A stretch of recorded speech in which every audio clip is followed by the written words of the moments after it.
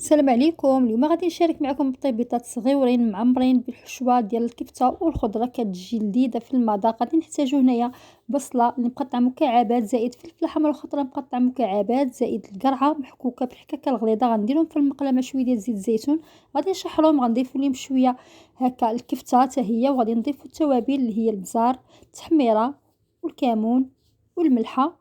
غادي نخلطو هاد المكونات نخليوهم هكا شويه يطيبوا. من بعد غادي نضيفو ليهم صلصه ديال الصوجه اللي كتكون خفيفه.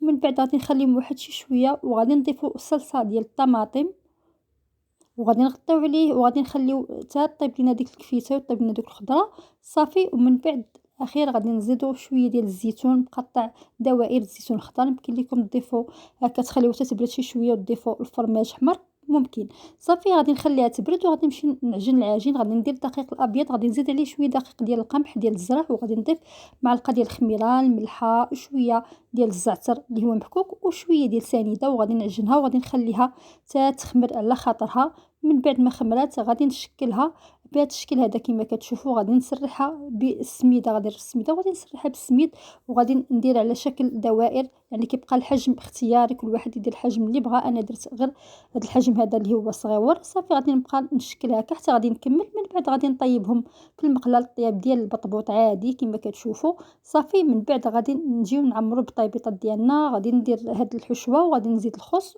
وفرماج محكوك كما كتشوفوا. صافي وغادي نعمرهم بهذا الشكل هذا، وكيجي الشكل ديالهم هو هذا كما كتشوفوا. كيجيو لذاذين البنات في المذاق بديك الحشوه، كيجيو هكا ساهلين كدغيا كتحضروهم. والبطيبيطات حتى هما اللي قرصناهم بالسميده كما كتشوفوا كيجيو رطبين وكيجيو زوينين البنات. كنتمنى انكم تجربوا هاد الحشوه هذه، كتجي لذيذه وغزاله. نتمنى انها تعجبكم هذه الوصفه ديال اليوم. نتلاقاو ان شاء الله في وصفه جديده، فيديو جديد. خليتكم على خير، بالصحه والراحه، والسلام عليكم.